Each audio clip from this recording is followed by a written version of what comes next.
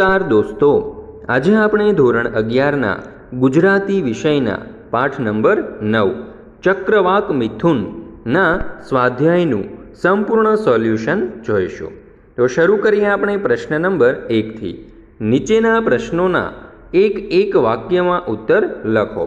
પહેલો સવાલ, ચોપાસ કોની શાખાઓ પ્રસરી રહી છે? તો જવાબ આવશે ચોપાસ શૈલરાજ પર્વતની શાખાઓ પ્રસરી રહી છે। બીજો સવાલ, દિવસના કયા પ્રહરની વાત કાવ્યના કેન્દ્રમાં છે? ઉત્તર, ચક્રવાક મિથુન કાવ્યના કેન્દ્રમાં સંધ્યાના મધ્ય પ્રહરની વાત છે। ત્રીજો સવાલ, કવિએ વિહગ પૂગ્ય શબ્દ કોના માટે પ્રયોજ્યો છે?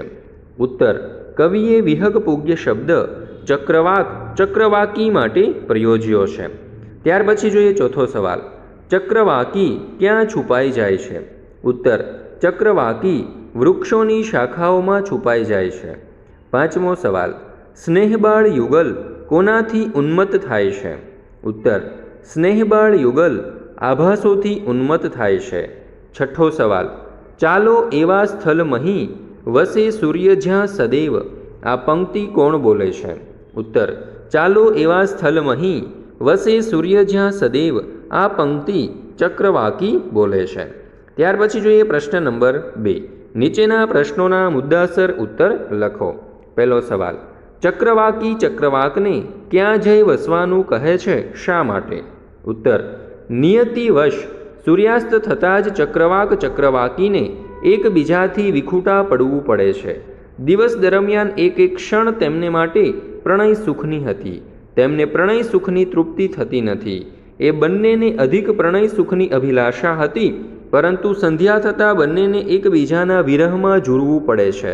તેમને આ વિરહ અસહ્ય થઈ પડ્યો છે। આથી ચક્રવાકી ચક્રવાકને કહે છે કે જ્યાં સૂર્યનો પ્રકાશ સદૈવ રહેતો હોય, અર્થાત જ્યાં દિવસ લાંબો હોય એવા સ્થળે આપણે જઈને વસીએ। ત્યાર પછી જોઈએ બીજો સવાલ, ચક્રવાક ચક્રવાકીને બીજે નહીં વસવા અંગે શું કારણ આપે છે? ઉત્તર, ચક્રવાકી ચક્રવાકને કહે છે કે જ્યાં દિવસ લાંબો હોય એવા સ્થળે જઈને વસીએ, જેથી બંનેને એકબીજાના વિરહમાં ઝૂરવું ન પડે। પરંતુ ચક્રવાક તેને વાસ્તવિક પરિસ્થિતિ સમજાવતા કહે છે કે હે પ્રિય સખી, જ્યાં દિવસો લાંબા હોય ત્યાં રાત પણ લાંબી જ હોવાની, એટલે પ્રણય સુખની આશા જ ઠગારી છે। ત્યાર પછી જોઈએ ત્રીજો સવાલ, ચક્રવાક ચક્રવાકી માટે કવિએ કયા કયા શબ્દો વાપર્યા છે? ઉત્તર, કવિએ ચક્રવાક માટે પતિ, પ્રેમી, પ્રિયતમ, નાથ વગેરે શબ્દો વાપર્યા છે, જ્યારે ચક્રવાકી માટે પ્રિયતમા, પ્રિયા, સખી, લલના વગેરે શબ્દો વાપર્યા છે। કવિએ આ પક્ષી યુગલ માટે દંપતિ, કિંજ યુગલ, વિહગયુમ, ચક્રવાક, મિથુન અને ચક્રવાક યુગલ વગેરે શબ્દો વાપર્યા છે। ત્યાર પછી જોઈએ પ્રશ્ન નંબર 3, મુદ્દાસર નોંધ લખો। પહેલું, ચક્રવાક ચક્રવાકીના જીવન ઉપર રહેલો નિયતિનો પ્રભાવ વર્ણવો। ઉત્તર, ચક્રવાક મિથુન ખંડ કાવ્યમાં ચક્રવાક ચક્રવાકીના જીવન ઉપર નિયતિના અસરકારક પ્રભાવની વાત છે।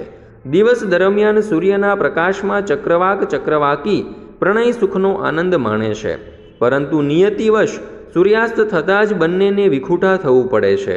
આ યુગલ વિયોગથી ઝૂરતું રહે છે। સૂર્યના પ્રકાશની છેલ્લી ક્ષણ સુધી બંને પ્રણય સુખમાં તલ્લીન છે। તેમને પ્રણયની તૃપ્તિ થતી નથી, પ્રણયની અભિલાષા પણ ઓછી થતી નથી। આથી સંધ્યા થતાં જ બંને એકબીજાના વિરહમાં ટળવળે છે। વિરહ અગ્નિમાં બળતી ચક્રવાકી પોતાના પ્રિયતમને કહે છે કે આપણે એવા સ્થળે ચાલ્યા જઈએ જ્યાં સૂર્ય હંમેશા હોય। તેની આ અકળામણનો ઉત્તર આપતા ચક્રવાક તેને સાચી પરિસ્થિતિ સમજાવે છે। હે સખી, જ્યાં દિવસ લાંબો હોય ત્યાં રાત પણ લાંબી જ હોવાની, માટે આ સમયે પ્રણય સુખની આશા રાખવાનો શો અર્થ? દિવસ અને રાતનું નિર્માણ એ નિયતિનો વણલખ્યો કુદરતી ક્રમ છે, એને મિટાવવો અશક્ય છે। નિયતિના આ પ્રભાવ હેઠળ ચક્રવાક અને ચક્રવાકીને જીવવું પડે છે। યુગલની આ નિયતિ છે અને આ જ તેમના વિરહની વેદના છે। ત્યાર પછી જોઈએ બીજો સવાલ, ચક્રવાક મિથુન ખંડ કાવ્યનો અંત। જોઈએ ઉત્તર, ચક્રવાક મિથુન ખંડ કાવ્યના અંતમાં સૂર્યપ્રકાશને ઝંખતું પક્ષી યુગલ આકાશમાં ઊંચે ને ઊંચે ઉડે છે। સૂર્યાસ્ત થતાં છેવટે પક્ષી યુગલ આંખ મીચીને એક સાથે મૃત્યુની ગહન ખીણમાં ઝંપલાવે છે, પરંતુ ત્યાં અચાનક આ ધન્ય દુનિયામાં પ્રવેશ કરતાં જ તેમને કોઈ દિવ્ય પ્રકાશના દર્શન થાય છે. પક્ષી યુગલની અન્ય દુનિયાના શોધ સફળ થાય છે. તેમને સર્વત્ર પ્રકાશમય ચૈતન્ય દેખાય છે. કવિના શબ્દોમાં કહીએ તો ક્યાંય અચેતન એક દિશે નહીં. કવિની આ પંક્તિ દ્વારા સમગ્ર ખંડકાવ્યની અર્થછાયા બદલાઈ જાય છે અને એક ચમત્કૃતિપૂર્ણ અંતથી ખંડકાવ્ય પૂરું થાય છે. આથી ચક્રવાક મિથુનનો અંત અમને યોગ્ય લાગ્યો.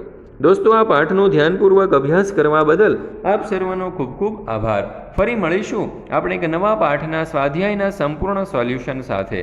તો આ સ્વાધ્યાયના સોલ્યુશનની લિંક તમે તમારા દોસ્તો, મિત્રો, ભાઈબંધો વગેરે સાથે જરૂરથી શેર કરજો, જેથી તેઓ પણ આ પાઠનો સારી રીતે અભ્યાસ કરી શકે.